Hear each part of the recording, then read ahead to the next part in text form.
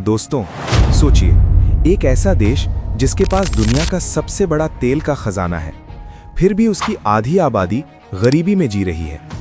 एक ऐसा देश जो कभी दुनिया की 17वीं सबसे बड़ी अर्थव्यवस्था था, आज वही देश महंगाई, बेरोजगारी और इंटरनेशनल सैंक्शंस से जूझ रहा है। और सबसे शॉकिंग बात, जो देश कभी इजराइल का दोस्त था, आज उसका सबसे बड़ा दुश्मन बन चुका है। आखिर ऐसा क्या हुआ? आज जिसे हम ईरान कहते हैं, उसे कभी पर्शिया कहा जाता था। हजारों साल पहले ये दुनिया के सबसे ताकतवर साम्राज्यों में से एक था, साइंस, कला और व्यापार में आगे। और फिर 20वीं सदी में इस देश को मिला तेल का खजाना, और यहीं से शुरू हुई ईरान की किस्मत बदलने की कहानी। 1901 में एक ब्रिटिश बिजनेसमैन को ईरान में तेल खोजने का अधिकार मिल जाता है। 7 साल तक कुछ नहीं मिलता, पैसा खत्म, उम्मीद खत्म। लेकिन 26 मई 1908 सुबह 4 बजे जमीन से 50 फीट ऊंचा तेल का फव्वारा फूटता है। मिडिल ईस्ट की सबसे बड़ी खोज। लेकिन किसी को नहीं पता था कि यही तेल एक दिन ईरान की सबसे बड़ी समस्या बनेगा। ब्रिटेन ने बनाई एंग्लो पर्शियन ऑयल कंपनी। धीरे धीरे ईरान का तेल ब्रिटेन की ताकत बन गया। 1914 तक इस कंपनी में ब्रिटिश सरकार का 51% हिस्सा हो गया। मतलब तेल ईरान का, लेकिन पैसा ब्रिटेन का। और यहीं से ईरानियों के अंदर गुस्सा पैदा होना शुरू हुआ। 1951 में एक नया प्रधानमंत्री आता है, मोहम्मद मोसद्देक। वो फैसला लेते हैं, अब तेल पर सिर्फ ईरान का हक होगा। लेकिन ये बात अमेरिका और ब्रिटेन को पसंद नहीं आई। कोल्ड वॉर के दौरान डर था कि ईरान रूस के साथ चला जाएगा, इसलिए CIA और MI6 ने मिलकर एक गुप्त ऑपरेशन चलाया, operation Ajax. Fake protests, media manipulation और आखिर में 1953 में सरकार गिरा दी गई। यहीं से ईरान के दिल में अमेरिका के लिए नफरत पैदा हुई।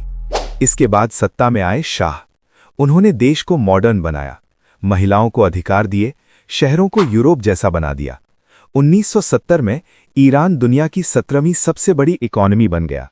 लेकिन पैसा सिर्फ अमीरों तक सीमित था, विरोध करने वालों को जेल या मौत। और यहीं से क्रांति की आग भड़कने लगी। 1979, एक 78 साल का बुजुर्ग, बिना सेना, बिना हथियार, लेकिन उसकी आवाज में ताकत थी, आयतुल्लाह खुमैनी। पूरे देश में विरोध शुरू हुआ, लाखों लोग सड़कों पर उतर आए। और फिर शाह देश छोड़कर भाग गया। ईरान बन गया इस्लामिक रिपब्लिक और अमेरिका बन गया ग्रेट सेटन। क्रांति के तुरंत बाद ईरानी छात्रों ने अमेरिकी दूतावास पर कब्जा कर लिया। 52 अमेरिकियों को 444 दिनों तक बंधक बनाकर रखा गया। और यहीं से अमेरिका और ईरान के रिश्ते खत्म हो गए। 1980 में इराक के सद्दाम हुसैन ने ईरान पर हमला कर दिया। उसे लगा ईरान कमजोर है, लेकिन ये युद्ध 8 साल चला। लाखों लोग मारे गए, अर्थव्यवस्था बर्बाद हो गई, तेल के कुएं तबाह हो गए। और अमेरिका ने खेला डबल गेम, सामने से इराक का साथ दिया और पीछे से ईरान को भी हथियार दिए। एक समय था जब ईरान और इजराइल दोस्त थे, लेकिन 1979 के बाद सब कुछ बदल गया। ईरान ने इजराइल को छोटा शैतान कहा और समर्थन देना शुरू किया हिजबुल्लाह और हमास को। और यहीं से शुरू हुआ शैडो वॉर। 2002 में दुनिया को पता चला कि ईरान सीक्रेट न्यूक्लियर प्रोग्राम चला रहा है। नतांज और अरक जैसे ठिकानों पर यूरेनियम एनरिच किया जा रहा था। अमेरिका और इजराइल को डर हुआ, सैंक्शंस लगाए गए, साइबर अटैक किए गए। आज ईरान 60% तक यूरेनियम एनरिच कर चुका है और दुनिया डर रही है, क्या ये अगला न्यूक्लियर पावर बनेगा? तो दोस्तों, ईरान की हालत एक दिन में नहीं बदली, बल्कि कई घटनाओं ने मिलकर इसे बनाया।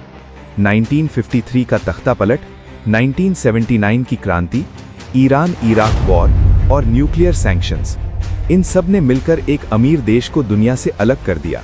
और आज ईरान, अमेरिका और इजराइल के बीच तनाव दुनिया के सबसे बड़े खतरों में से एक है। क्या ये टकराव तीसरे विश्व युद्ध में बदल सकता है? कमेंट में अपनी कीमती राय जरूर दें। साथ ही ऐसे ही डॉक्यूमेंट्री वीडियोस के लिए चैनल को सब्सक्राइब करना बिल्कुल ना भूलें।